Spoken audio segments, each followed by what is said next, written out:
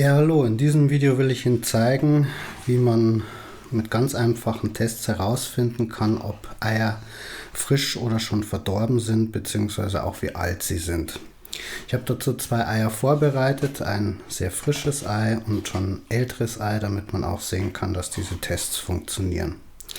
Die einfachste Methode ist, ein Ei zu nehmen und es zu schütteln.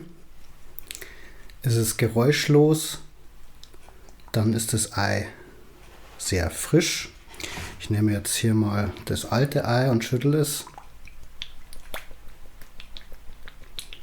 Können Sie vielleicht auch schon hören, da gibt es so ein Glucksen, das heißt, es haben sich Lufteinschlüsse gebildet und das passiert eigentlich erst, wenn ein Ei älter ist.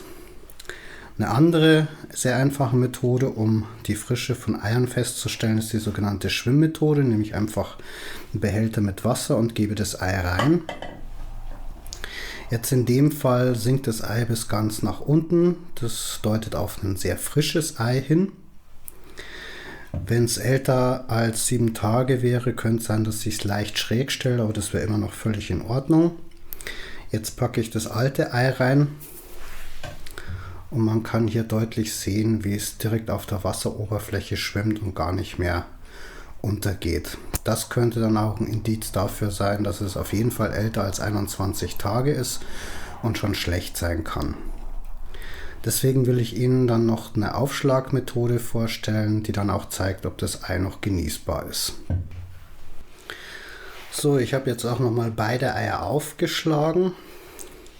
Beim frischen Ei ergibt sich ein typisches Bild, dass man einen schönen kräftigen Dotter hat, der zusammenhält und auch einen schönen klaren Eiweißring um den Dotter, der gut zusammenhält. Ich hoffe, das sieht man hier. Und je älter ein Ei werden würde, desto schwacher würde der Dotter halten, er würde in sich zusammensinken und auch dieser Eiweißring würde mit der Zeit immer mehr verschwinden. Das kann dann sein, hier habe ich halt ein sehr altes Ei aufgeschlagen, bis zu dem, dass es eigentlich bloß noch so eine Suppe wird und diese Suppe könnte man auf jeden Fall wegschmeißen, das Ei wäre nicht mehr genießbar. Außerdem kann man natürlich noch einen Geruchtest machen. Manche kennen ja diesen Schwefelgeruch auch von so Stinkbomben als Scherzartikel. Dieser typische Schwefelgeruch entwickelt sich eben auch, wenn das Ei schlecht wird.